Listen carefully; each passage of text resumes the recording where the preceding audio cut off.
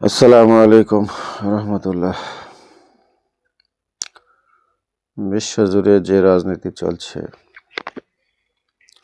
সেই রাজনীতিতে মানবতা, সভ্যতা সবকিছুর উপরে ক্ষমতার দর্ভ চলতেছে বেশি। আমরা সারা জীবন শুনে আসলাম যে আমেরিকা, মার্কিন যুক্তরাষ্ট্র যেটা ইউএসএ, বিশ্বজুড়ে গণতন্ত্র ও মানবতা এগুলো নিয়ে কোনো ঝামেলা হলে তারা শক্ত ভূমিকা নেই, তার বিরুদ্ধে অবস্থান নেয়। জাতিসংঘে তারা বিভিন্ন রকমের প্রস্তাব করে। এই চরিত্রটাই জানতাম, বুঝতাম। ইসরায়েল গত 70-80 বছর ধরে ফিলিস্তিনে যা করতেছে, সেইটার ব্যাপারে আমেরিকার এতদিনের গোপন যে কর্মকাণ্ড ছিল, সেগুলো বিশ্ববাসীর জানা ছিল না। কিন্তু এবারের গণহত্যায় আমেরিকার নোংরা সমর্থন সবকিছু পরিষ্কার করে দিয়েছে। মানুষ মনে করেছিল তুরস্ক নেটোর সদস্য, হয়তো মার্কিন যুক্তরাষ্ট্রকে দিয়ে অনেক কিছু করাইতে পারবে না। মার্কিন যুক্তরাষ্ট্রের সঙ্গে থেকে কোনো কিছুই করা সম্ভব না। মধ্যপ্রাচ্য থেকে ডলারের বিনিময়ে, বানানো কাগজের বিনিময়ে সমস্ত সম্পদ লুটে নিয়ে যাওয়ার যে পরিকল্পনা, সেইটার জন্য যতটুকু সম্পর্ক রাখতে হয় শুধু সেইটুকুই রাখে ইউএসএ। তো তুরস্ক ধ্বংস হয়ে গেলেও কিছু যায় আসে না, যদিও সে নেটোর সদস্য। সৌদি আরব যতই ডলার দিক, ধ্বংস হয়ে গেলে কিচ্ছু যায় আসে না। তাদের পরিকল্পনা ওই একটাই, গ্রেটার ইসরায়েল, ইসরায়েলের স্বার্থ। সরওয়ার আলমের একটা ভিডিও আছে, একটা চুক্তি সংক্রান্ত ভিডিও, সেদিন ভালোভাবে শুনলাম আদ্যপন্ত। যদিও উনি একটু ইউরোপ আমেরিকার, মার্কিন যুক্তরাষ্ট্রের ক্ষমতাটাকে খুব বড় করে তুলে ধরে, তারপরেও আমার কাছে ভিডিওটার তাৎপর্য ভালোই লেগেছে। আপনারাও শোনেন, বুঝতে পারবেন। আসসালামু আলাইকুম। আলাইকুম। প্রশ্নোত্তর পর্ব নিয়ে তুরস্কের ইস্তাম্বুল থেকে আপনাদের সাথে আছি আমি সরওয়ার আলম। আপনাদের কাছে আমি প্রশ্ন রেখেছিলাম যে আপনাদের প্রশ্নগুলো করে রাখুন, আমি সেগুলোর উত্তর দিব।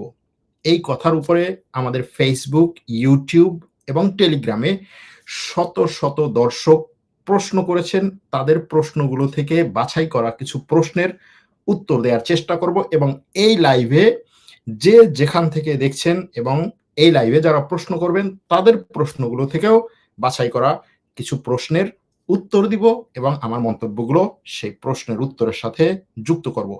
এভাবেই চলবে আমাদের এই ৪৫ মিনিটের লাইভ অনুষ্ঠান। আশা করি লাইভটি আপনাদের ভালো লাগবে। কে কোথা থেকে দেখছেন, কেমন আছেন, এবং এগুলো লেখার সাথে সাথে অবশ্যই আপনার প্রশ্নটি লিখে জানান। আমরা শুরুতেই আমাদের টেলিগ্রামের দর্শকদের কাছে যাব, কারণ টেলিগ্রামের দর্শকরা সবচেয়ে বেশি এই প্রশ্ন করার ক্ষেত্রে।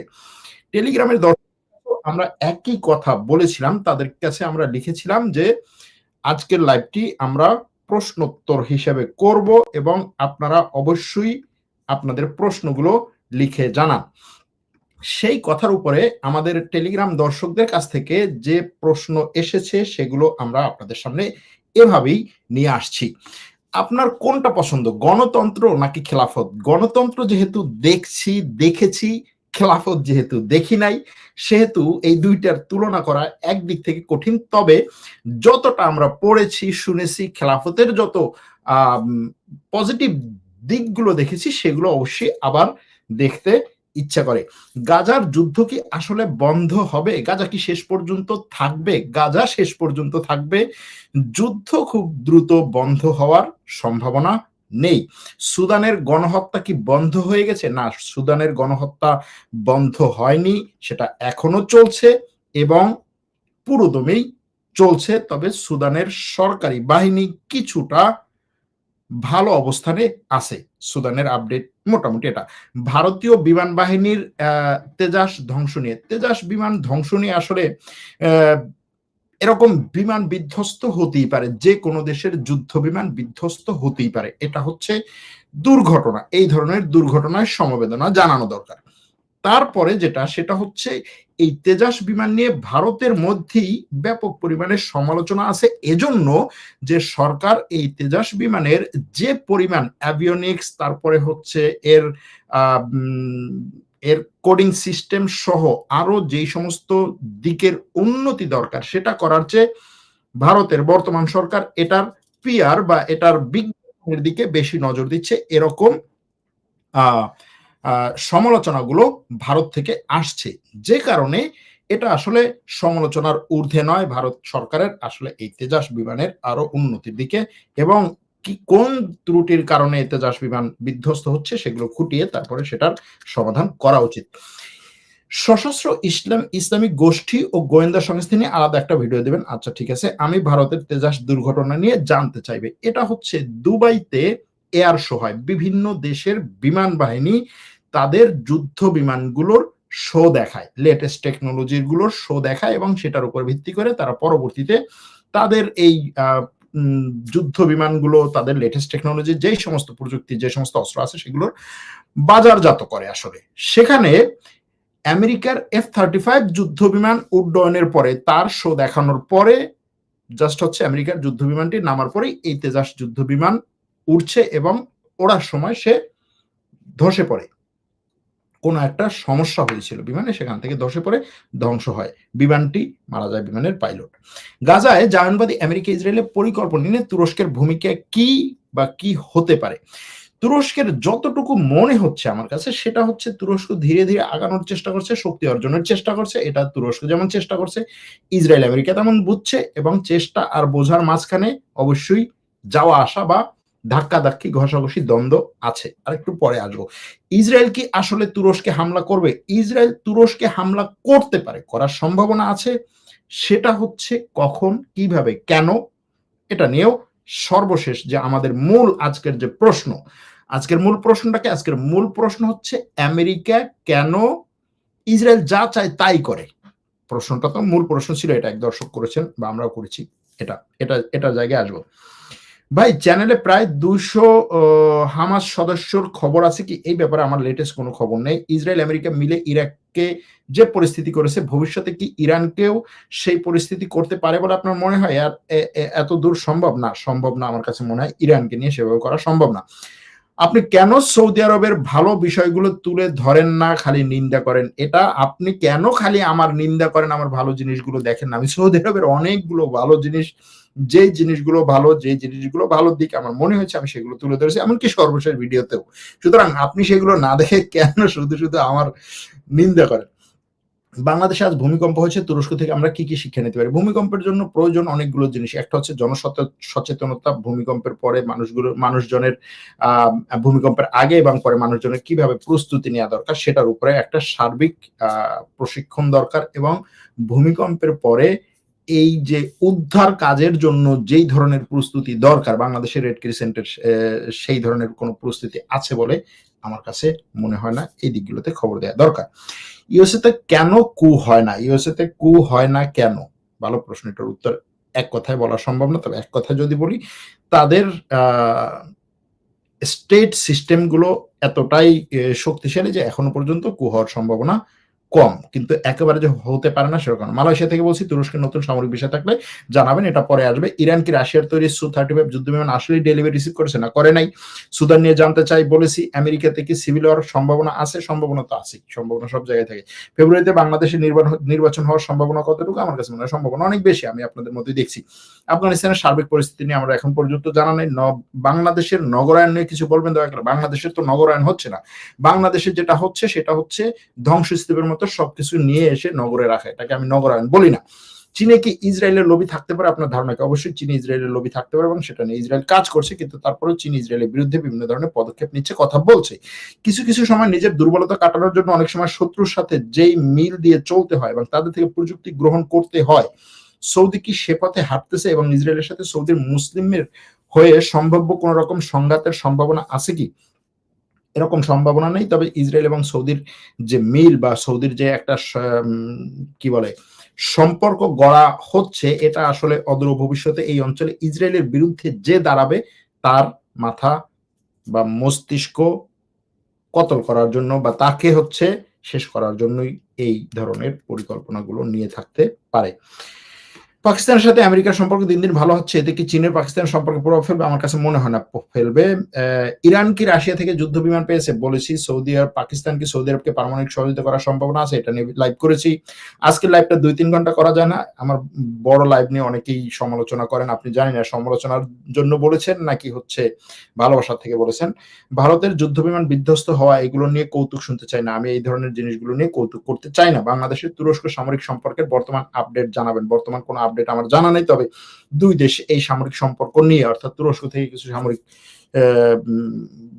সরঞ্জাম বাংলাদেশ কিনতে চাচ্ছে এবং তুরস্ক বিক্রি করতে যাচ্ছে, এ নিয়ে বাংলাদেশের সাথে তুরস্কের আলোচনা চলছে, এতটুকু আমি জানি। F-35 সৌদি আরব সম্ভাব্য যে কোনো মোকাবেলায় ব্যবহার করতে পারবে স্বাধীনভাবে, নাকি সেখানে আমেরিকার শর্ত প্রযোজ্য হবে? এই প্রশ্নের উত্তর দিতে গেলে একটা কথা বলা দরকার, সেটা হচ্ছে আমেরিকা F-35 যুদ্ধ বিমান সৌদি আরবকে দিতে চাচ্ছে আমেরিকার রাষ্ট্রপতি, কিন্তু সেখানে বিরোধিতা করছে, সরাসরি বিরোধিতা করছে ইসরায়েলের প্রধানমন্ত্রী। অর্থাৎ একদিকে আমেরিকার রাষ্ট্রপতি দিতে চাচ্ছে আর একদিকে ইসরায়েলের প্রধানমন্ত্রী বলছে এটা আমি বিক্রি করা বন্ধ করবই। সুতরাং দেখা যাক আমেরিকাতে শক্তিশালী কে, আমেরিকার প্রধানমন্ত্রী নাকি ইসরায়েলের প্রধানমন্ত্রী? এই প্রশ্নটাও রাখছি, আজকে লাইভের শেষ দিকে এটার উত্তর দেওয়ার চেষ্টা করব। আমি খুব দ্রুত পড়ে যাচ্ছি, কারণ হচ্ছে এত প্রশ্নের শুধুমাত্র প্রশ্নগুলো পড়তেই আমার 1 ঘন্টা চলে যাবে। আমেরিকা কি আসলে আমেরিকার না ইসরায়েলের? একই প্রশ্ন, গুরুত্বপূর্ণ প্রশ্ন। খিলাফত কিভাবে প্রতিষ্ঠিত হয় সেটা দেখা দরকার, এটা অন্য দর্শকের উত্তর। সৌদি আরবের প্রতিষ্ঠিতা আল সৌদ ফিলিস্তিনিদের ভূমিতে ইহুদিদের জন্য ইসরায়েল রাষ্ট্র প্রতিষ্ঠা করলে তার কোনো আপত্তি নাই বলে ব্রিটেনের সাথে যে চুক্তি করেছিল সে বিষয়ে আপনার মুখ থেকে শুনতে চাই। সেই সময় শুধুমাত্র সৌদি আরব প্রতিষ্ঠা, তাই না, সেই সময় আসলে এই অঞ্চলে সবগুলো আরব দেশ নিজের স্বাধীনতা বা নিজস্ব ভূমি পাওয়ার জন্য ব্রিটেনের কোনো বিরোধিতা করে নাই। ইসরায়েলকে দমিয়ে রাখার জন্য অবশ্যই একটা বড় যুদ্ধ দরকার মিডল ইস্টে, এটা হচ্ছে এক দর্শকের কথা। গাজার মানুষের কষ্ট দেখে এতই দুঃখ হয় যা ভাষায় প্রকাশ করা অসম্ভব। গাজার মানুষের এই কষ্ট থেকে কি কখনো মুক্তি মিলবে না? অবশ্যই মিলবে। কোরআনে আয়াত আছে কি, আজকে যদি তুমি কষ্ট পাও অবশ্যই কষ্টের পরে আবার আসান আছে। ইসরায়েল কি 26-এর শুরুতে থার্ড টেম্পল নির্মাণ শুরু করবে নাকি অলরেডি শুরু করেছে? শুরু করে নাই, 26-এর শেষে শুরুতে শুরু করবে কিনা এই ব্যাপারে আমার কাছে কোনো তথ্য নাই। ইসরায়েল কি কখনো ধ্বংস হবে না? এত মানুষ হত্যা আর সহ্য হয় না। ইসরায়েল ধ্বংস হবে না? এটা অনেকেরই প্রশ্ন যে ইসরায়েল কি কখনো ধ্বংস হবে না? এত মানুষ হত্যা। এই ধরনের ঘটনাগুলো যারা করেছে, এই ধরনের মানুষ হত্যা, এই পরিমাণ মানুষ হত্যা যারা করেছে তাদের প্রায় প্রত্যেকেরই দুনিয়াতেই সাজা হয়েছে, শাস্তি হয়েছে। এর পরেরটা তো আছেই।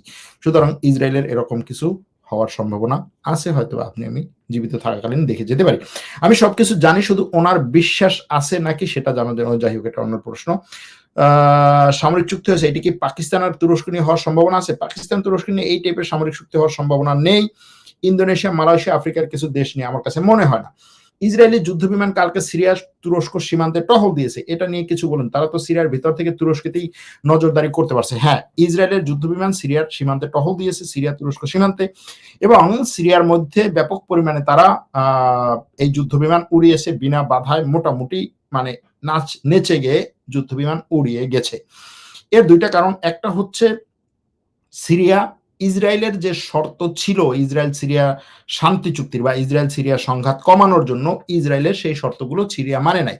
সিরিয়া বলেছে যে ইসরায়েলের সাথে আমার একটা চুক্তি হতে পারে, সবকিছুই আমি করব, ইসরায়েলের সাথে একটা চুক্তি হবে, ইসরায়েলকে মেনে নেব, সমস্যা নাই, কিন্তু সেই ক্ষেত্রে আমার নিজের স্বার্থটাকেও আমার দেখতে হবে এবং সেই স্বার্থ জলাঞ্জলি দিয়ে আমি ইসরায়েলের সাথে যাব না।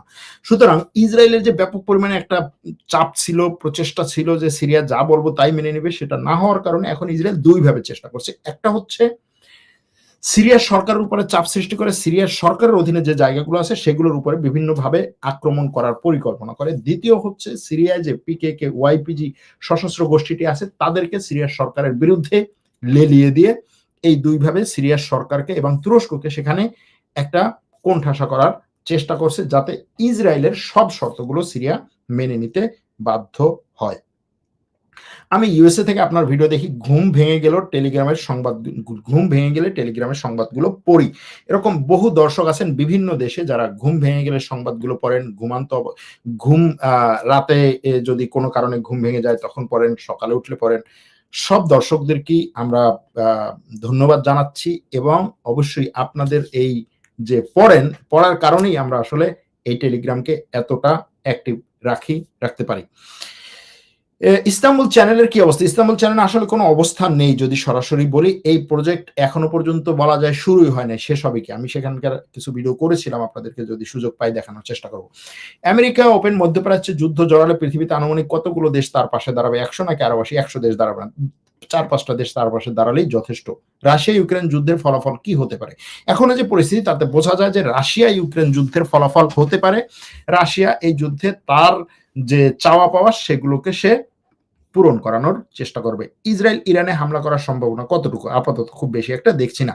তুরস্কের গোয়েন্দা সংস্থা নিয়ে জানতে চাই কিন্তু কোনো সোর্স পাচ্ছি না, কিভাবে পেতে পারে? আমার কাছ থেকে জানতে পারেন। আমাকে যদি আপনি সোর্স হিসাবে ইউজ করেন, আমাকে আপনি কি বলে স্পন্সর হতে পারেন, আমি তুরস্কের গোয়েন্দা সংস্থা নিয়ে আপনাকে বিস্তারিত একটা ভিডিও দিতে পারি। যাই হোক, আমি চেষ্টা করব একটা ইউটিউব ভিডিও বানানোর তুরস্কের গোয়েন্দা সংস্থা নিয়ে। তুরস্ককে আমেরিকা ইসরায়েল আক্রমণ করলে রাশিয়া তুরস্কের মিত্র হবে। আমার প্রশ্ন, কোন স্বার্থে রাশিয়া তুরস্ককে সাহায্য করতে পারে? আপনার মতামতটা জানাবেন। যেহেতু রাশিয়া তুরস্কের মিত্র হতে পারে আপনি বলছেন, সেহেতু এটার উত্তর আপনার দেওয়া দরকার। এখন আমার প্রশ্ন হচ্ছে, আমেরিকা ইসরায়েল আক্রমণ করলে রাশিয়া তুরস্কের মিত্র হবে, এটা আপনি কোন জায়গা থেকে খুঁজে পেলেন? হ্যাঁ, একটা দিক আছে, সেটা হতে পারে যে ইসরায়েল আমেরিকা আক্রমণ করলে সেখানে গ্রিস ইসরায়েল আমেরিকার সাথে যুক্ত হবে। গ্রিস ইসরায়েল আমেরিকার সাথে যুক্ত হলে গ্রিসের বিরুদ্ধে রাশিয়া দাঁড়ানোর চেষ্টা করবে। এর অনেকগুলো কারণ আছে। আজকে রাশিয়ার পররাষ্ট্র মন্ত্রণালয়ের মুখপাত্র মারিয়া জাখারোভা আজকে হচ্ছে গ্রিসের বিরুদ্ধে ব্যাপক পরিমাণে হুমকি ধামকিও দিয়েছেন। এর কারণ হচ্ছে তুরস্ক রাশিয়া তুরস্কের পাশে দাঁড়াতে পারে, সেটারও আর একটা কারণ হচ্ছে এই যে বসফরাস প্রণালীর কারণে তুরস্কের পাশে রাশিয়া দাঁড়াতে পারে এবং সেখানে নতুন নতুন অনেক চুক্তি চুক্তি করতে বাধ্য হবে তুরস্ক। যে কোনো দেশই যখন বড় কোনো দেশের আক্রমণের শিকার হয়, তখন অন্য কোনো দেশ যখন তার পাশে দাঁড়ায়, তখন সে ওই দেশের কাছে অনেক বিষয়ে ছাড় দিতে বাধ্য হয়। সেই ক্ষেত্রে রাশিয়ার সাথে যদি তুরস্কের চুক্তি হয়, তাহলে সে এখানে তুরস্ক রাশিয়ার কাছে অনেক কিছু ছাড় দিতে বাধ্য হবে। তার মধ্যে একটা হচ্ছে বসফরাস প্রণালী। আপনার অনেক আলোচনা শুনেছি, সৌদি আরব আমেরিকার সাথে যে চুক্তি করতেছে, এখানে সৌদি আরব করার কিছু নেই, সে চুক্তি করতে বাধ্য। আবার এটাও বলেন সৌদি আরব আমেরিকাকে অতিরিক্ত ডলার দিচ্ছে। এখন সৌদি আরবের কিছু করার আছে কিনা? সৌদি আরব এখনো এখানে নিরুপায় কিনা? দেখুন, পুরোপুরি নিরুপায় না, কিন্তু জিনিসটা হচ্ছে এখানে আপনি কতটা রুখে দাঁড়াবেন। এখানে আসলে আমেরিকা না, এখানে মূল বিষয়টা হচ্ছে ইসরায়েল। আপনি ইসরায়েলের বিরুদ্ধে কতটা রুখে দাঁড়াবেন। যাই হোক, রাশিয়া ইউক্রেন যুদ্ধবিরতি যদি হয়, রাশিয়া কি পরবর্তীতে ইউরোপে আক্রমণ থেকে বিরত থাকবে? আমার কাছে মনে হয় না বিরত থাকবে। তুরস্ক যে ইঞ্জিন বানানোর ক্ষমতা বা ইঞ্জিন বানানোর টেকনোলজি আছে, সেই টেকনোলজি কি বাংলাদেশের কাছে শেয়ার করতে পারে? পুরোটা না হয় কিছুটা। কেন, কি কারণে শেয়ার করবে? বাংলাদেশ থেকে এরকম কোনো কিছু চাওয়া হয়েছে? আপনি চাচ্ছেন, কিন্তু বাংলাদেশ কি চাইছে? দ্বিতীয় আরেকটা কথা হচ্ছে, তুরস্কের যে ইঞ্জিন বানানোর ক্ষমতা বা যে টেকনোলজি আছে, সেটা এখনো পর্যন্ত ফাইটার জেট উড়ানোর মতো সেই ইঞ্জিন এখনো পর্যন্ত তুরস্ক তৈরি করে নাই। তৈরি করার পর্যায়ে আছে, চেষ্টা করছে, সেটা ফাইনাল হোক, তারপরে দেখা যাবে। ভারত আফগানিস্তান একত্রে পাকিস্তান আক্রমণ করলে পাকিস্তানকে কে সাহায্য করতে পারে? তুরস্ক নাকি চীন? তুরস্ক, চীন, আরো অনেক দেশ সাহায্য করতে পারে পাকিস্তানকে। সৌদি আরব, পাকিস্তান, তুরস্ক এই দুই দেশের সাথে সম্পর্ক কেন বৃদ্ধি করতেছে না পাকিস্তান এবং তুরস্ক? তারা যুদ্ধ বিমান, অস্ত্র, গোলাবারুদ, পরমাণু বোমা সম্পূর্ণ হলেও দুই দেশের সাথে সম্পর্ক বজায় রাখে। এইগুলো হচ্ছে একটু মানে ডিপ কোশ্চেন না। দেখেন কেন করতেছে না, এই কেন করতেছে না এর উত্তর আপনি আমার 4 বছরের ভিডিও যদি দেখেন তাহলে বুঝতে পারবেন কেন করতেছে না। এর কারণ হচ্ছে এখানে আপনি যেভাবে মুসলিম বিশ্বের একটা ঐক্য হিসেবে বিষয়গুলোকে দেখতেছেন, যে এই দেশ এই মুসলিম দেশের সাথে এই মুসলিম দেশ, এই মুসলিম দেশের সাথে এই মুসলিম দেশ, এই মুসলিম দেশের সাথে এই মুসলিম দেশ, আপনার বিছানায় বসে বা আপনার চেয়ারে বসে, টেবিল চেয়ারে বসে আপনি যেভাবে করছেন, এই মুসলিম দেশের হিসাব তারা সেইভাবে করে না, করা সম্ভব না। আপনিও যদি ওই ক্ষমতার টেবিলে চেয়ারে বসেন তখন আপনিও এইভাবে হিসাব করতে পারবেন না। সৌদি আরব যে $1 ট্রিলিয়ন আমেরিকার সাথে চুক্তি করলো, ওই চুক্তিটা না করে নিজেদের ইন্ডাস্ট্রি সেট আপ করতে পারতো কিনা? না, পারতো না। অথবা তুরস্কের সাথে চুক্তি করলে মুসলিম বিশ্বের কি পরিমাণ উপকার হতো? একটু বিষয় অনেক উপকার হতো, কিন্তু সৌদি আরবের তো নিরাপত্তা দরকার। এখানে যতগুলো দেশ আছে প্রত্যেকটা দেশের নিরাপত্তা দরকার। এই নিরাপত্তাটা বাংলাদেশের মতো না, এই নিরাপত্তাটা একটা কি বলে ভিয়েতনামের মতো না, এই নিরাপত্তাটা একটা থাইল্যান্ডের মতো না, এই নিরাপত্তাটা আরো ভিন্ন টাইপের একটা নিরাপত্তা। এখানে প্রত্যেকটা দেশের নিরাপত্তা দরকার। কেন দরকার? এই কেনর উত্তরই আসলে আজকে খুঁজবো আমরা। ইসরায়েল কি সিরিয়া বড় পরিমাণে আক্রমণ করতে পারে? বড় পরিসরে আক্রমণ এখন করার সম্ভাবনা নেই, কিন্তু ইসরায়েল চায় সিরিয়াকে তুরস্কের কন্ট্রোলের বাইরে রাখতে। বড় বিষয় হচ্ছে এইখানে। অর্থাৎ সিরিয়ায় ইসরায়েল যা দেখাচ্ছে সেটা সিরিয়ার জন্য না, সেটা তুরস্ককে হুমকি দেওয়ার জন্য, তুরস্ককে সেখান থেকে দূরে রাখার জন্য। আব্রাহাম চুক্তিতে সৌদি আরব যোগ দিলে মধ্যপ্রাচ্যে কি ধরনের পরিবর্তন হবে? ভালো প্রশ্ন, উত্তর দেবো একটু পরেই। ইন্দোনেশিয়া কি একটি উদীয়মান শক্তি? হ্যাঁ, ইন্দোনেশিয়া একটি উদীয়মান শক্তি। আমার কমেন্ট কখনো পড়েন না আপনি। দুবাইতে এয়ার শো চলাকালে ভারতের যুদ্ধ বিমান বিধ্বস্ত হওয়ার ঘটনাটা কি ইউএসএ ঘটিয়েছে? হতে পারে তাদের ফাইটার জেট সেল করতে চায় ভারতের কাছে, এরকম একটা কি হতে পারে? না, এরকম হতে পারে না। ভারতের কাছে তাদের ফাইটার জেট সেল করতে চাওয়ার জন্য ওই যুদ্ধ বিমানটাকে নামিয়ে দিল, আর ভারত হুড়হুড় করে দৌড়ে গিয়ে তাদের ফাইটার জেট কিনলো। বিষয়টা এরকম না। এই ধরনের যুদ্ধ বিমান দুর্ঘটনা ঘটতেই পারে। আমেরিকা এবং ব্রিটেনের অর্থনীতি বর্তমানে কোন অবস্থায় আছে? আমেরিকা এবং ব্রিটেনের অর্থনীতি বর্তমানে অনেকটাই দুর্বল অবস্থায় আছে। ইসরায়েলের এই আকাশ শ্রেষ্ঠত্ব কতদিন পর্যন্ত থাকতে পারে? অনলাইনে ভুয়া তথ্য যাচাই করার সবচেয়ে সহজ উপায় কি? সবচেয়ে সহজ উপায় হচ্ছে আমার অনলাইনে ফ্যাক্ট চেকিং কোর্সে যোগ দেওয়া। 3 সপ্তাহের এই ফ্যাক্ট চেকিং কোর্সটা জানলে, দেখলে আপনি বুঝতে পারবেন সবচেয়ে সহজ উপায়গুলো কি। যদি তুরস্ককে F-35 দেওয়া হয় তাহলে কি সৌদি আরবের মতো করেই তুরস্ককে F-35 দিবে? কি মনে করেন? তুরস্ক তো ন্যাটো আর ইউরোপের রক্ষাদার। তুরস্ক এবং সৌদি আরবকে F-35 দেওয়ার ক্ষেত্রে নতুন যে আলোচনা আসছে সেটা হচ্ছে যে এই F-35 গুলো তাদের সক্ষমতাকে কমিয়ে অনেকগুলো টেকনোলজি সেখানে যোগ না করে তারপরে হচ্ছে দেওয়া হবে। এমন ভাবে দেওয়া হবে যে ভাই তুই F-35 চাইতেছো, নে তোরে F-35 দিয়ে দিলাম, কিন্তু এই F-35 দিয়ে তুই কিছু করতে পারবি না, এরকম একটা জিনিস আর কি। বুঝছেন? এরকম একটা জিনিস করার চেষ্টা করা হচ্ছে। আমি কলকাতা থেকে দেখি। আমার প্রশ্ন, আপনি মাহাদী আলাইহিস সালাম সম্পর্কে বিস্তারিত আলোচনা করুন কোনো একদিন। আমি এই প্রথম প্রশ্ন করলাম। ভালো থাকবেন, ধন্যবাদ। এটা আলেমরা আরো ভালো করতে পারবে। তুর্কি mine mineral rare earth materials processing industry, পরে অন্য কোনো একটা সময়। Blast in front of Pakistan court, আমি জানি না এটা হয়তো বা এই মুহূর্তে হয়েছে কিনা। আমি এই প্রশ্নটা অনেকদিন করেছি কিন্তু পাইনি। মুসলিমরা কেন টেকনোলজিতে পেরে, কেন পিছিয়ে টেকনোলজিতে? কারণ হচ্ছে মুসলমানরা অটোমান সাম্রাজ্য ধ্বংস হওয়ার পরে 100 বছর দিক বিদিকহীন ছিল। মানে তারা তাদের কোন দিকে হাঁটবে, কিভাবে হাঁটবে, তারা আসলে বেঁচে থাকার চেষ্টা করেছে, এরকম একটা অবস্থা ছিল। সেখান থেকে আস্তে আস্তে আস্তে আস্তে এখন মোটামুটি মানে খেয়ে পড়ে থাকার মতো অবস্থায় এসেছে। এখন থেকে হয়তো তারা চেষ্টা করবে টেকনোলজিতে আরো সহজভাবে আগানোর। গাজার পুনর্গঠনে আমেরিকা যে পদক্ষেপ নিয়েছে সেক্ষেত্রে হামাসের বিরোধিতা কোনো কাজে আসবে নাকি আমেরিকার সিদ্ধান্তই চূড়ান্ত? আমেরিকা তো বলে যে আমেরিকার সিদ্ধান্তই চূড়ান্ত, কিন্তু চূড়ান্ত সিদ্ধান্ত তো আল্লাহ, দেখা যাক কি হয়।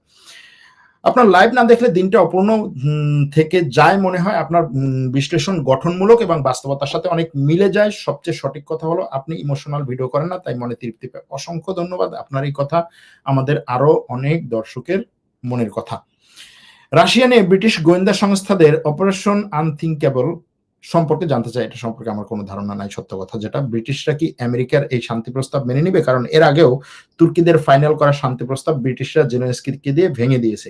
এখন তুর্কিদের ফাইনাল করা শান্তি প্রস্তাব আর আমেরিকার ফাইনাল করা শান্তি প্রস্তাবের মধ্যে পার্থক্য আছে। সেই ক্ষেত্রে আমার কাছে মনে হয় না যে আমেরিকার ফাইনাল করা শান্তি প্রস্তাব যদি ইউক্রেন মেনে নেয়, সেখানে ব্রিটেন সেটাকে পুরোপুরি ভেঙে দেবে, এটা আমার কাছে মনে হয় না। লেবাননে হিজবুল্লাহর উপর সাম্প্রতিক হামলার ব্যাপারে কোনো ধরনের পদক্ষেপ নেবে কিনা? নেওয়ার সম্ভাবনা নেই। মধ্যপ্রাচ্যে সদ্য যুক্তরাষ্ট্র ঘনিষ্ঠতা বাড়লে এর সবচেয়ে বড় ভূরাজনৈতিক প্রভাব কোন দেশে পড়বে? ইরান, ইসরায়েল নাকি চীনে? ইরানে পড়বে আর চীনে পড়বে। সাংবাদিকতার পাশাপাশি ব্যবসায় হাত দিয়েছেন, খুব ভালো। কোন ধরনের ব্যবসা? আমি তো ব্যবসায় হাত দিই নাই, সাংবাদিকতাই করতেছি। তুরস্কের নতুন অস্ত্রের আপডেট দেন, এখনো পর্যন্ত জানি না। সুদান তুরস্ককে আগেও হেল্প করেছে, কিন্তু এবার এল ফাশির বেদখল হওয়ার পর কেন রিট্রিট করতে হলো? যেখানেই দেখা যাচ্ছিল অবস্থা নাজুক, তার আগেই কেন এই অভিযান শুরু করতে পারেনি সৌদি? কেন? অনেক প্রশ্ন, এটা নিয়ে বিশাল আলোচনা করতে হবে। মালিতে কনফ্লিক্ট, হামাসের লাশ সংরক্ষণের পদ্ধতি। ভাই, আপনারা যেভাবে প্রশ্ন করেছেন তাতে আমাকে একটা হচ্ছে উইকিপিডিয়া বানানোর দরকার। মানে সব প্রশ্নের সব উত্তর আমার মধ্যে থাকবে, খালি প্রশ্ন করবেন সারা দুনিয়ার সব বিষয় সম্পর্কে, আমি উত্তর দিয়ে দেবো। আরে ভাই, এত প্রশ্নের উত্তর আমি কিভাবে দেবো? সত্য কথা। ভেনেজুয়েলা যেন মনোযোগ দিয়ে খেলে যায়, এজন্য রাশিয়া ইউক্রেন যুদ্ধের প্রয়োজন কি ফুরিয়ে গেল? ভেনেজুয়েলা রাশিয়া চীনের প্রক্সিগুলো চালানোর সম্ভাবনা আছে কি? ইরান কোন কৌশলে রাশিয়ার গুণগান করলো? ইরান কোন কৌশলে রাশিয়ার গুণগান করলো? দেখুন, ইরান কোন কৌশলে রাশিয়ার গুণগান করলো? ইরানের একজন ঊর্ধ্বতন কর্মকর্তা বলেছেন যে রাশিয়া আমাদেরকে এই 12 দিনের যুদ্ধে সাহায্য করেছে এবং সেই সাহায্যে আমরা অনেকে গিয়েছি। ইরান আরো অনেক দেশের কথা বলেছে। যখন যেই দেশের নেতাদের সাথে বৈঠক হয় বা আসে, কথা বলে, তখন স্বাভাবিকভাবেই তাকে পাশে নিয়ে মিডিয়ার সামনে এই কথাগুলো বলে। রাশিয়া সাহায্য করেছে, রাশিয়া একেবারে যে সাহায্য করেনি বিষয়টা তো সেরকম না। কিন্তু যেই ধরনের সাহায্য পাওয়ার কথা ছিল, রাশিয়া সেই ধরনের সাহায্য করেনি। মানে যেটা প্রত্যাশা ছিল, বিশাল একটা সাহায্য, সেটা করেনি। কিন্তু এখন রাশিয়ার কর্মকর্তার সামনে বসে সে কি বলবে নাকি যে তুমি যে প্রত্যাশা করেছিলাম যেটা সেটা করনি? আবার ইরানের রাশিয়া এবং চীন ছাড়া তো অন্য কোনো উপায় নাই।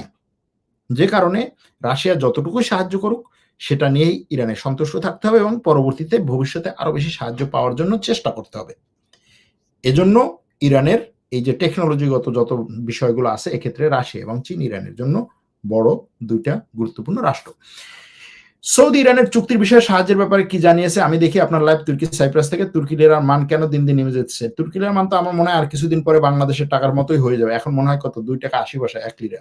আর কয়েকদিন পরে হয়তো মানে একেবারে একরকমই, মানে সমান সমান হয়ে যাওয়ার সম্ভাবনা আছে। Share details about Abraham Accord. Thanks a lot, thank you. চীন কি তাইওয়ানে হামলা চালাতে পারে? চীন তাইওয়ানে, চীন বলছে তাইওয়ানে হামলা চালানোর দরকার নেই, তাইওয়ান আমি চাইলে যে কোনো সময় দখল করে নিতে পারি, সেটার জন্য হামলা করার দরকার নেই, ভিন্নভাবে আমি দখল করবো, এটা হচ্ছে চীনের কথা। আমেরিকার যুদ্ধ বিমান যুদ্ধ ব্যবহার করতে আমেরিকার অনুমতি লাগে। তুরস্ক যদি আমেরিকার যুদ্ধ বিমান পায়, তাহলে কি ইসরায়েলি তুরস্ক আক্রমণ করলে আমেরিকার অনুমতি দিবে তুরস্কর বিমান ব্যবহার করতে? না, দিবে না। এটাই তো বড় প্রশ্ন। তুরস্ক যদি ইসরায়েলে আক্রমণ করতে চায় আমেরিকার বিমান নিয়ে, তাহলে আমেরিকা সেই অনুমতি কোনোভাবেই দিবে না। আর যদি নাই দেয়, তাহলে তুরস্কে আমেরিকার যুদ্ধ বিমান চায় কেন? তুরস্কে আমেরিকার যুদ্ধ বিমান চায় তুরস্কের নিজের আকাশকে রক্ষার জন্য। অর্থাৎ নিজের আকাশে যদি কেউ আক্রমণ করে, তাহলে সে আত্মরক্ষা করতে পারবে। সেই ক্ষেত্রে আমেরিকার অনুমতি লাগবে না বা আমেরিকা অনুমতি দিবে। মধ্যপ্রাচ্যের আপডেট, সালমানের আমেরিকা সফরের ফলাফল নিজেকে কতটুকু দালাল প্রমাণ করেছে? তেজাস নিয়ে কিছু বলেন। ইরানের ইউরেনিয়াম সমৃদ্ধকরণ, পাকিস্তান, সৌদি, আমেরিকা, চীন, ইসরায়েল থেকে সুদানের খবর। আপনি কেমন আছেন? যাই হোক, এক দর্শক অন্তত আমার খবর জিজ্ঞেস করছেন, থ্যাংক ইউ। এত কিছুর মধ্যেও আমি ভালো আছি, আলহামদুলিল্লাহ। আমি একটা প্রশ্ন বহুবার অনেক জায়গায় অনেক জনের কাছে করেছিলাম, কিন্তু উত্তর পাইনি। প্রশ্ন হচ্ছে, আমেরিকা কোন স্বার্থে ইসরায়েলের বিরোধিতা করে না? ইসরায়েল যা চায় তাই করে। আমেরিকা ইসরায়েল গাজা এত বড় গণহত্যা চালালো, এখনো চালাচ্ছে, তারপরে তাদেরকে কেন এত অস্ত্র সহযোগিতা করে যাচ্ছে? যা চাচ্ছে তাই দিচ্ছে। এই প্রশ্নটার উত্তর আজও পাইলাম না, কারো কাছে পাইলাম না। এই প্রশ্নের উত্তরটাই আজকে দেব। আজকের পুরো লাইভটাই করব এই প্রশ্নের উত্তর নিয়ে, ঠিক আছে? এই অনেক দর্শক আরো অনেক প্রশ্ন করেছেন, সব প্রশ্নের উত্তর আসলে সত্যি কথা খালি প্রশ্নগুলো পড়তেই আমার দিন শেষ হয়ে যাবে। এরপরে আমরা একটু অবশ্যই আমাদের ফেসবুক দর্শকদের দেখা দরকার, কারণ ফেসবুকের দর্শকরাও প্রশ্ন করেছেন, সুতরাং তাদের প্রশ্নগুলো দেখা দরকার। ভেনেজুয়েলার কি অবস্থা? আমেরিকার মূল শক্তি কি তাদের নৌবাহিনী? কেবল নৌবাহিনী ভেঙে দিতে পারলেই কি ওদের থামানো যাবে? না, আমেরিকার মূল শক্তি শুধু নৌবাহিনী না, নৌবাহিনী, অর্থনৈতিক সিস্টেম, আন্তর্জাতিক সিস্টেম, ডলার, তারপরে হচ্ছে আমেরিকার টেকনোলজি সবগুলা পুরোটাই হচ্ছে তাদের শক্তি। এখানে নৌবাহিনী আপনি ভেঙে দিলেন, নৌবাহিনী আপনি অর্থ ছাড়া ভেঙে দিতে পারবেন না। আবার টেকনোলজি ছাড়া ভেঙে দিতে পারবেন না। যে কারণে শুধুমাত্র নৌবাহিনী না। তবে নৌবাহিনী তার এই যে বিভিন্ন দেশের উপরে যে কি বলে মানে সামরিক প্রেশার ক্রিয়েট করার ক্ষেত্রে নৌবাহিনী অনেক গুরুত্বপূর্ণ ভূমিকা পালন করে। গাজায় শান্তিরক্ষী বাহিনীতে তুর্কির অন্তর্ভুক্তি কতটা হলো? এখনো পর্যন্ত এটা নিয়ে কিছু হয় নাই। আসলে আলোচনা চলছে, এটা নিয়ে কিছু হয় নাই। ভেনেজুয়েলার অবস্থা কি? ভেনেজুয়েলার আপাতত অবস্থা একটু ঠান্ডা। ভেনেজুয়েলা বলছে আমি শান্তি আলোচনা করতে চাই। ট্রাম্প বলছে আমিও শান্তি আলোচনা করতে চাই। এজন্য ভেনেজুয়েলার অবস্থা কিছুটা শান্ত। তুরস্ক থেকে বাংলাদেশের এটা উত্তর দিয়েছি। রাশিয়া কি জিতে যাবে আপনি মনে করেন কি? আমার কাছে মনে হয় কিজিল-এলমা ড্রোন কি? কান বা F-35 এর মতো প্রযুক্তি ব্যবহার করা যাবে না। কান F-35 এর মতো প্রযুক্তি ব্যবহার করা যাবে না। কিজিল-এলমা ড্রোন এর কাছাকাছি একটা প্রযুক্তি ব্যবহার করতে পারবে। তুর্কি সাইপ্রাস নাকি গ্রিক সাইপ্রাসের সাথে একত্রিত হবে, এটা কতটুকু সত্য না? এটা আপাতত এটার কোনো সত্যতা আমি পাইনি।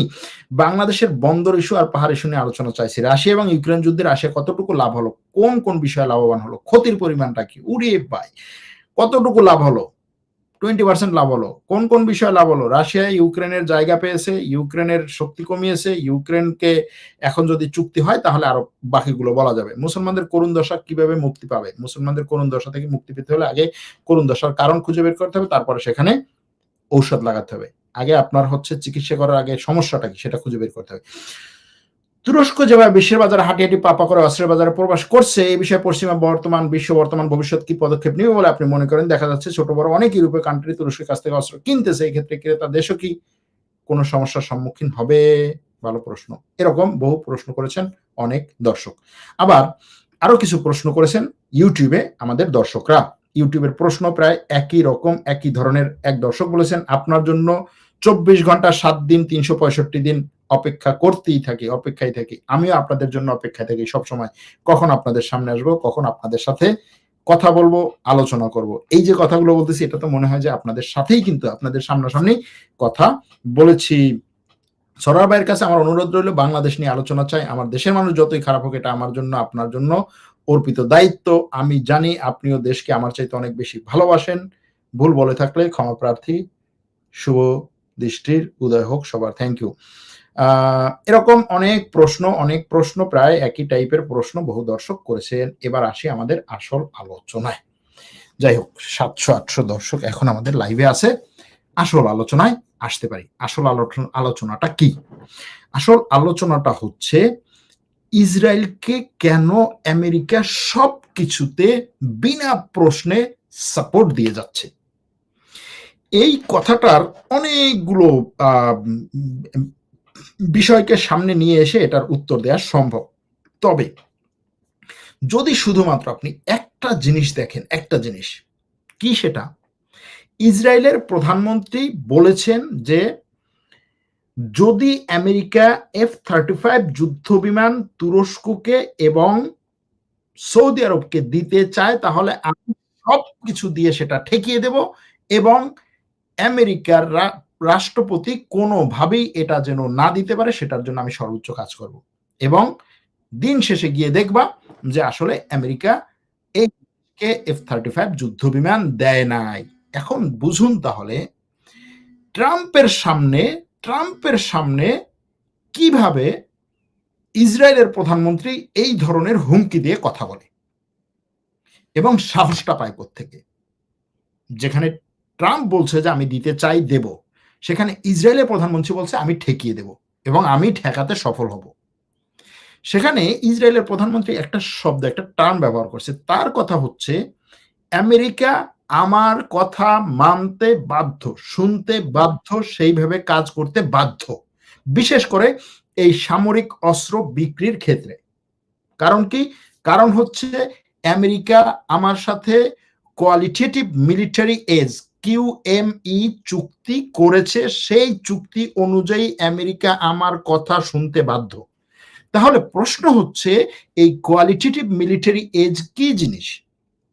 এটা হচ্ছে আমেরিকার এমন একটা নীতি, যেই নীতিটার মাধ্যমে আমেরিকা ইসরায়েলের কাছে ওয়াদা করেছে, চুক্তি করেছে যে ইসরায়েলের আশেপাশে যে দেশগুলো আছে সেই দেশগুলো টেকনোলজির দিক থেকে, অস্ত্রের দিক থেকে, এরপরে হচ্ছে অপারেশনাল সুপিরিয়রিটির দিক থেকে, টেকটিক্যাল ফোর্সের দিক থেকে, এই সব দিক থেকে কোনোভাবেই যেন ইসরায়েলের তুলনায় শক্তিশালী না হয় সেটা আমেরিকা নিশ্চিত করবে। আবারও বলি, কি বলছি, কোয়ালিটেটিভ মিলিটারি এজ হচ্ছে যুক্তরাষ্ট্রের একটা আইন এবং কৌশলগত প্রতিশ্রুতি। এই আইন এবং কৌশলগত প্রতিশ্রুতির মূল লক্ষ্য হচ্ছে ইসরায়েল যেন মধ্যপ্রাচ্যের এমন কোন সম্ভাব্য শত্রু রাষ্ট্র বা জোটের তুলনায় ইসরায়েল যেন সব সময় সামরিক প্রযুক্তির দিক থেকে উন্নত অবস্থায় থাকে, সেটা অস্ত্র, প্রযুক্তি, গোয়েন্দা সক্ষমতা, প্রশিক্ষণ, যুদ্ধ কৌশল সবকিছুতে। এবং এটা নিশ্চিত করবে কে? নিশ্চিত করবে আমেরিকা। এবং একই সাথে যদি কোনো দেশ এটা করতে যায় তাহলে আমেরিকা ইসরায়েলকে সাপোর্ট দিবে, ইসরায়েল যেন সেই দেশের এই সক্ষমতাকে ভ্যানিশ করতে পারে, ধ্বংস করে দিতে পারে, এবং সেক্ষেত্রে ইসরায়েল যেন খুব কম ক্ষয়ক্ষতির সম্মুখীন হয়, এটাও আমেরিকা নিশ্চিত করবে। সিম্পল উদাহরণ যদি ধরি, ইসরায়েল যখন বলল আমেরিকাকে যে দেখো ইরান এই টেকনোলজি দিয়ে সে এমন একটা পর্যায়ে চলে গেছে, আমার উপরে সে যে কোনো সময় আক্রমণ করতে পারে, আমি নিজেকে এখন দুর্বল মনে করছি, নিজেকে আমি যথেষ্ট পরিমাণে কি বলে অনিরাপদ মনে করছি, এই আমেরিকা তুমি আমাকে সাপোর্ট দাও, আমি ইরানের উপরে আক্রমণ করে ইরানের এই সক্ষমতাকে শেষ করে দিব, এতে যেন আমার ক্ষয়ক্ষতি কম হয়। আমেরিকা সেটা করেছে না এই 12 দিনের যুদ্ধে? করেছে। কি করেছে? ইসরায়েলের উপরে যেন ইরান আক্রমণ না করতে পারে সেটা নিশ্চিত করেছে, আবার ইরানের উপরে আক্রমণের ক্ষেত্রে ইসরায়েলকে সব ধরনের সাপোর্ট দিয়েছে। এই যে কোয়ালিটেটিভ মিলিটারি এজ।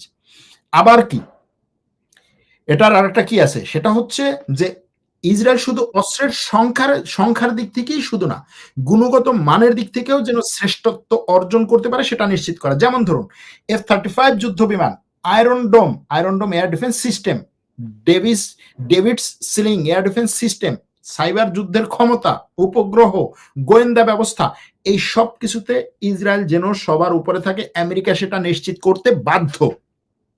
কবে থেকে? 2008 সাল থেকে এটা মার্কিন আইনে বাধ্যতামূলক করা হয়েছে।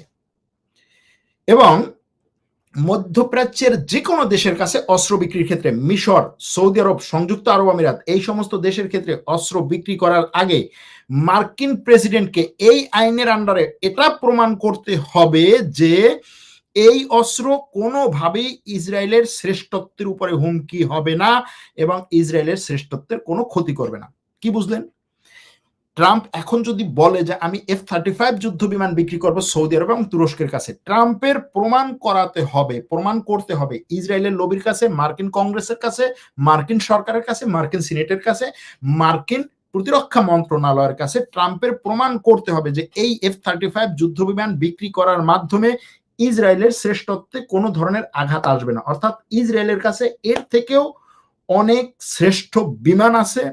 এই যুদ্ধ বিমান যদি ইসরায়েলের উপরে কোনো ধরনের আক্রমণ করে সেটা থেকে রক্ষা পাওয়ার জন্য ইসরায়েলের আরো কঠিন, আরো শক্তিশালী এয়ার ডিফেন্স সিস্টেম আছে, এবং এই যুদ্ধ বিমান কোনোভাবেই যদি ভুলেও ইসরায়েলের দিকে যায়ও তাহলেও যেন এই যুদ্ধ বিমান দিকে ইসরায়েলের উপরে কোনো ধরনের অস্ত্র না ফেলতে পারে, সেটা আমেরিকার রাষ্ট্রপতির প্রমাণ করতে হবে।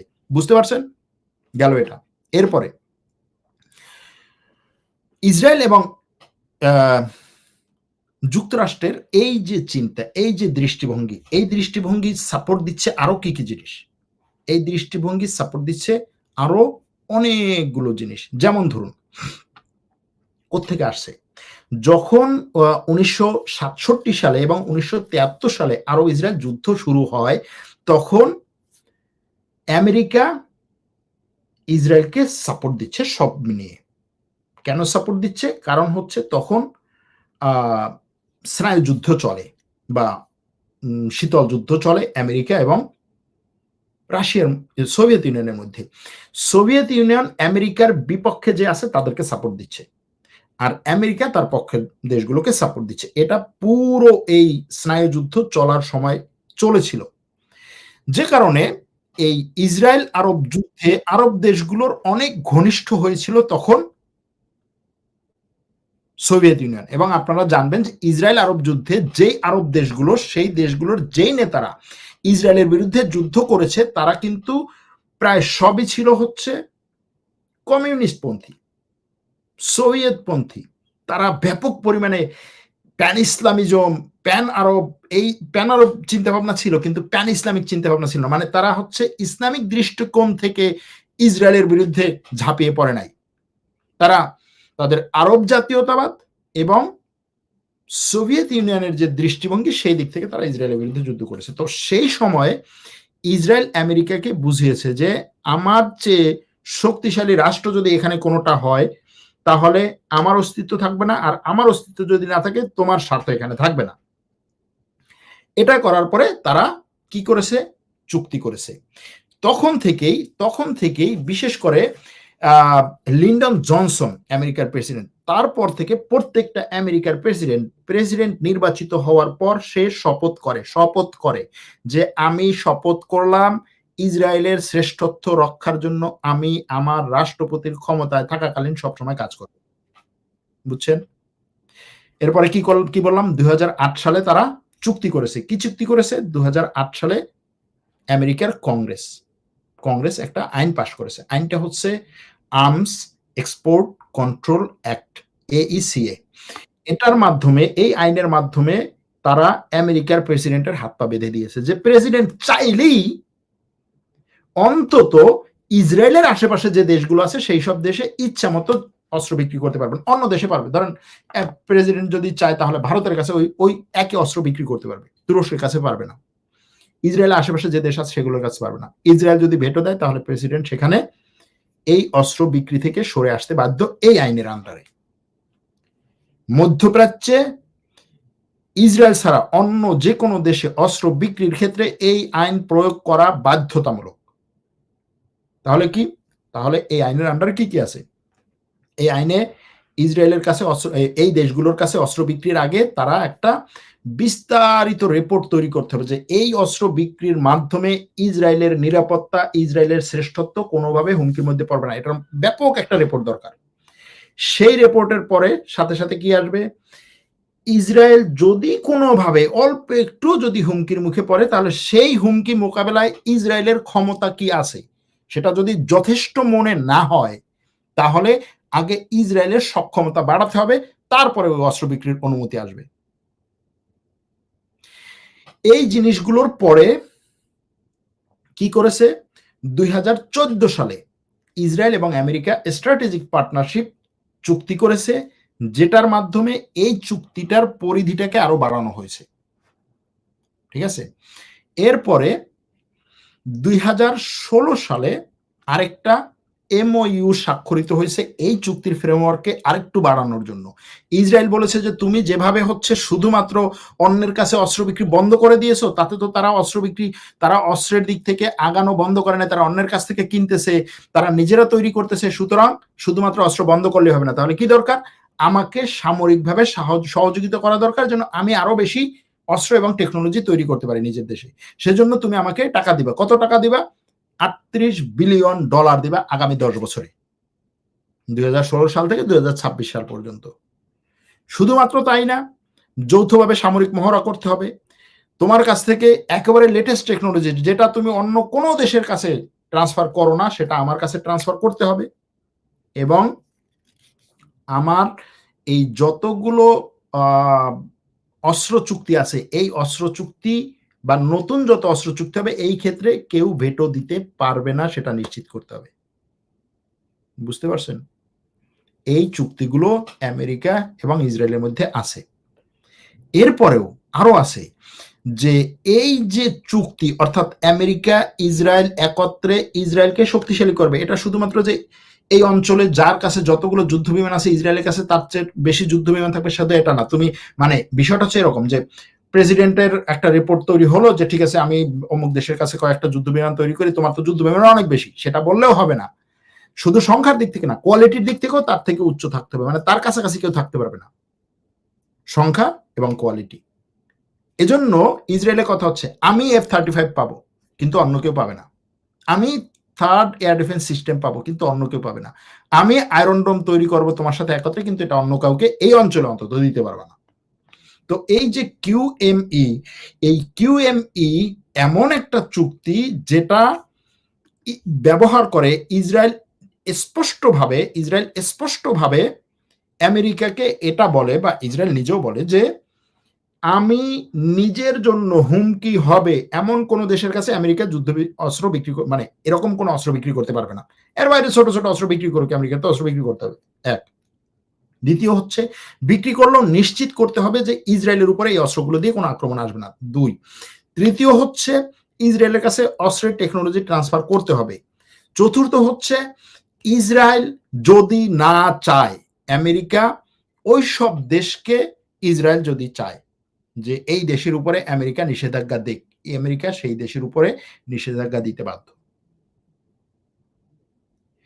এই যে তুরস্ক রাশিয়ার কাছ থেকে S-400 এয়ার ডিফেন্স সিস্টেম কিনেছে, সেটার জন্য তুরস্ককে F-35 যুদ্ধ বিমান প্রকল্প থেকে বের করে দেওয়া হয়েছে। তুরস্ক F-35 যুদ্ধ বিমান সেখানে পাবে না। যদি তুরস্ক রাশিয়ার এই কাছ থেকে কেনা এই যে S-400 মানে বন্ধ করে বা S-400 রাশিয়ার কাছে ফেরত দেয়, তাহলে F-35 যুদ্ধ বিমান পাবে। এটা তুরস্ক ভালো করে জানে যে তুরস্ককে এই প্রজেক্ট থেকে বাদ দেওয়ার জন্য এটা কোনো বিষয় না, এটা হচ্ছে পুরোপুরি বাহানা। যেখানে সংযুক্ত আরব আমিরাতের মতো আমেরিকার একেবারে চোখ বন্ধ করা বন্ধু, তাকে পর্যন্ত F-35 যুদ্ধ বিমান দেওয়ার ক্ষেত্রে ইসরায়েল পুরোপুরি নিষেধাজ্ঞা দিয়ে রেখেছে। এখন সৌদি যুবরাজ বলছে যে আমি আব্রাম চুক্তিতে যাব। সৌদি আরবের মতো একটা দেশের আব্রাম চুক্তিতে যাওয়া মানে হচ্ছে পুরো মুসলিম বিশ্বের সাথে হচ্ছে ইসরায়েলের সম্পর্ক ভালো, এরকম একটা ব্যাপার। সেটা বলার পরেও ইসরায়েল বলছে না, সেটা তুমি যাই করো, তুমি F-35 পাবা না। ইরান যখনই একটু শক্তিশালী হয় তখনই বিভিন্ন বাহানা ইউজ করে ইরানের উপরে আক্রমণ করে, কে? আমেরিকা এবং ইসরায়েল। তুরস্কের এই যে টেকনোলজি, এই সামরিক সরঞ্জাম যেইগুলো তুরস্ক আমেরিকার কাছ থেকে নিতে চাইছে, যেগুলো নিলে তুরস্ক, আমরা বলি যে তুরস্ক স্বয়ং সম্পূর্ণ হবে, নিজের পায়ের উপরে দাঁড়াতে পারবে, সেগুলোকে বারবার ঠেকিয়ে দিচ্ছে আমেরিকা। কার কথায়? ইসরায়েলের কথায়। আজকে যদি তুরস্কের পাশে গ্রিসকে আমেরিকা এই জিনিসগুলো দেয় এবং সেক্ষেত্রে, বা গ্রিক সাইপ্রাসকে এগুলো দেয় এবং সেক্ষেত্রে ইসরায়েলের পক্ষ থেকে কোনো ভেটো না আসে, এটার মানে হচ্ছে তুরস্ককে আটকানোর জন্য। এটার জন্য হচ্ছে শুধুমাত্র তুরস্ক, ইরান, সৌদি আরব, সংযুক্ত আরব আমিরাত, মিশর, ইসরায়েল, মিশর, তারপরে হচ্ছে সিরিয়া, যেই হোক, যদি ইসরায়েল মনে করে যে এ আমার জন্য হুমকি, তাহলে তাকে সে আমেরিকাকে দিয়ে দুর্বল করার জন্য সবকিছু করার চেষ্টা করে। এটা সে করিয়েছে। আমেরিকা এই অঞ্চলে যে 7টা দেশকে ভাঙবে, এটা কি আমেরিকার পরিকল্পনা ছিল? এটা ইসরায়েলের পরিকল্পনা ছিল যে 7টা দেশকে ভাঙতে হবে। কোনটা কোনটা? ইরাক, সিরিয়া, লেবানন, লিবিয়া, তারপরে হচ্ছে সুদান আর ইরান, সোমালিয়া। কার কথা? কার পরিকল্পনা? কেন ভাঙবে? কেন দুর্বল করবে এদেরকে? তুরস্ক ন্যাটোর সদস্য, ন্যাটোর সদস্য হলেও কাজ হবে না।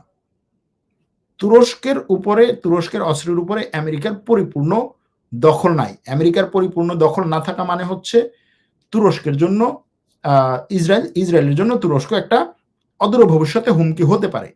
এটা আপনি আমি বুঝি, এটা ইসরায়েল বুঝে না? বুঝে। এটা বোঝার কারণেই সে এই যে এখন সিরিয়াতে যা করতেছে, পুরোটাই হচ্ছে তুরস্ককে দুর্বল করার জন্য। কারণ সিরিয়াতে তুরস্ক শক্তিশালী হলে, সিরিয়া যদি শক্তিশালী হয়, তুরস্ক সাথে সাথে শক্তিশালী হবে। এখানে আপনি আইডিওলজিক চিন্তা ভাবনা পরে, সিরিয়ায় ইরানকে সরিয়ে কতটা কি করেছে না করেছে, কে সরিয়েছে, সেই দিকে যাব না। বর্তমান সিরিয়ান সরকার যদি শক্তিশালী হয়, তুরস্ক শক্তিশালী হবে, এটা হচ্ছে তুরস্কের অ্যাসেসমেন্ট। সে কারণে তুরস্ক সিরিয়াকে শক্তিশালী হতে দেবে না। এটা ইসরায়েলের প্রধানমন্ত্রী সরাসরি বলেছে যে আমরা তুরস্ককে সিরিয়ার অর্ধেক থেকে তাড়িয়েছি, বাকি অর্ধেক থেকেও তাড়াবো, সেটার জন্য কাজ করতেছি। তুরস্ককে সর্বশেষ টেকনোলজির অস্ত্র দিব না। ইরানকে কোনো দেশ থেকে টেকনোলজি নিয়ে আমার চেয়ে উন্নতি হতে দেব না। সিরিয়াকে এই সৌদি আরবকে টেকনোলজি দেব না। এখন চিন্তা করুন, যেই দেশটা টেকনোলজির দিক থেকে, অস্ত্রের দিক থেকে, অস্ত্র কি? অস্ত্র হচ্ছে একটা দেশের নিরাপত্তার জন্য সবচেয়ে গুরুত্বপূর্ণ। এই যে সৌদির নিরাপত্তার জন্য সবচেয়ে গুরুত্বপূর্ণ, সংযুক্ত আরব আমিরাতের নিরাপত্তার জন্য সবচেয়ে গুরুত্বপূর্ণ। শুধুমাত্র নিরাপত্তাই না, মানে অন্য জায়গা থেকে একটা আক্রমণ এসেছে সেটা বন্ধ করার জন্য, আক্রমণ করার ক্ষেত্রেও গুরুত্বপূর্ণ। সেই ক্ষেত্রে আমেরিকা এবং ইসরায়েল এরকম একটা চুক্তি করে রেখেছে যে ইসরায়েলকে এই ক্ষেত্রে চোখ বন্ধ করে সাপোর্ট দিতে বাধ্য। তাহলে এইটার মধ্যে আপনি বাকিগুলো আনবেন না? অর্থনৈতিক দিক থেকে যদি তার চেয়ে কেউ শক্তিশালী হয়, যার উপরে সে মনে করে যে এই দেশটা আমার জন্য হুমকি হতে পারে, তার অর্থনীতিকে সে শেষ করার জন্য কাজ করবে না? করবে। এবং এটা এতদিন পর্যন্ত অনেকটাই গোপন ছিল, এখন তো একেবারে ওপেনলি বলতেছে। তাহলে এই জাস্ট হচ্ছে এইটুকু, এর বাইরে তো আরো অনেক জিনিস আছে। যেমন মনে করুন হচ্ছে এই যে এপস্টাইন ফাইল থেকে বোঝা যাচ্ছে যে মোসাদের অনেক গোয়েন্দা চর তারা আমেরিকাতে বিভিন্ন জায়গায় বসে বসে যারা এই জিনিসগুলোকে সরাসরি মানে না তাদের বিরুদ্ধে কাজ করার চেষ্টা করছে। আমেরিকান পলিটিশিয়ানদের নিয়ে ইসরায়েলের পক্ষে কাজ করার চেষ্টা করতেছে। আমেরিকান পলিটিশিয়ানদেরকে এমনভাবে তৈরি করছে যে তারা সবসময় যেন ইসরায়েলের পক্ষে থাকে। আমেরিকান জেনারেশনকে, নিউ জেনারেশনকে এমনভাবে তৈরি করছে তারা যেন সবসময় এভাবে থাকে। নতুন নতুন রাজনীতিবিদদের, নতুন নতুন সাংবাদিকদেরকে, নতুন নতুন পলিসি মেকারদেরকে, তারা সবগুলো এভাবে বহু বছর ধরে করছে। এগুলো তো আছেই, আইপ্যাক নিয়ে কাজ করছে। কিন্তু আমি যেটা বোঝানোর চেষ্টা করছি আজকে, যে দেখুন এই একটা মাত্র চুক্তি যদি আপনি একটু রিসার্চ করেন, একটু বিশ্লেষণ করেন, তাহলেই দেখবেন যে আপনি যতই ওই আমেরিকা তুরস্ক সম্পর্ক, এইটা সেইটা, ইউরোপের সাথে সম্পর্ক অমুক সমক, ইউরোপের এই দেশ সেই দেশ, এখানে সবচাইতে বড় জিনিস হচ্ছে ইসরায়েলের নিরাপত্তা, ইসরায়েলের মানে কি বলে সুপেরিয়রিটি। এটা অস্ত্রের ক্ষেত্রে, এটা টেকনোলজির ক্ষেত্রে, এটা গোয়েন্দার ক্ষেত্রে, এটা অর্থনীতির ক্ষেত্রে, এটা তার কি বলে লবির ক্ষেত্রে, তার ডিপ্লোম্যাসির ক্ষেত্রে, সব ক্ষেত্রে। এবং এটাকে নিশ্চিত করার জন্য আমেরিকা এই অঞ্চলে যতই বন্ধু রাষ্ট্র থাকুক, এই রাষ্ট্র থাকুক, সেই রাষ্ট্র থাকুক, আমেরিকার কথা হচ্ছে তুমি আমার বন্ধু এই পর্যন্ত, যতক্ষণ পর্যন্ত না তুমি ইসরায়েলকে টেক্কা দিতে চাও। যদি তুমি ইসরায়েলকে টেক্কা দিতে চাও তাহলে আমি আগে তোমাকে থাপ্পড় দেবো, বসাই দেবো। যদি না বসো তাহলে তোমাকে ঘুষি মারবো। তাতেও যদি না হয় তাহলে তোমাকে এমন ভাবে আঘাত করবো যে তুমি হাসপাতালে যেয়ে পড়ে থাকো। মানে তোমাকে আমি খন্ড খন্ড করবো। এখন এই যে জিনিস, এই যে জাল নেটওয়ার্ক স্ট্রাকচার এমন ভাবে তৈরি করা হয়েছে, সেখান থেকে বের হতে হলে মধ্যপ্রাচ্যের আরো 50 বছর কাজ করতে হবে নিরবিচ্ছিন্নভাবে, একাগ্রতার সাথে। তারপরে তারা বেরোতে পারবে। দেখেন না, তুরস্ক এটার থেকে বেরোনোর জন্য চেষ্টা করতেছে। ন্যাটোর সদস্য হওয়ার পরেও কিভাবে তাকে হচ্ছে অর্থনৈতিক দিক থেকে আঘাত করতেছে, কু করতেছে, তারপরে হচ্ছে তার অর্থনীতি ধ্বংস করে দিচ্ছে, তাকে এই টেকনোলজি দিচ্ছে না, সেই টেকনোলজি দিচ্ছে না, আন্তর্জাতিকভাবে রাষ্ট্রের মধ্য থেকে কতভাবে করতেছে। ইরান একটু করার চেষ্টা করতেছে, তাকে কতভাবে ধ্বংস করার চেষ্টা করতেছে। সাদ্দাম হোসেন, কেন সাদ্দাম হোসেনকে হত্যা করার পরিকল্পনা করা হয়েছিল? একই কারণে। সিরিয়াকে কেন দুর্বল করা হচ্ছে? একই কারণে।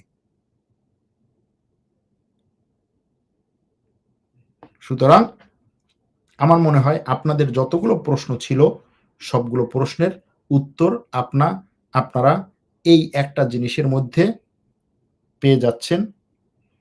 এবং এরপরেও যদি আপনাদের প্রশ্ন থাকে অথবা আপনাদের যদি কোনো মূল্যায়ন থাকে তাহলে অবশ্যই জানাবেন। আজকে এই লাইভ অনুষ্ঠানটি 1 ঘন্টা প্রায় 45 মিনিট করার কথা চিন্তা করেছিলাম, 49 মিনিট হয়েছে। এখানেই রাখলাম। ভালো থাকবেন, সুস্থ থাকবেন। আপনাদের মন্তব্যের অপেক্ষায় থাকলাম, আপনাদের সাপোর্টের অপেক্ষায় থাকলাম। সাপোর্ট দিয়ে, ভালোবাসা দিয়ে পাশে থাকবেন এই প্রত্যাশায়। আল্লাহ হাফেজ।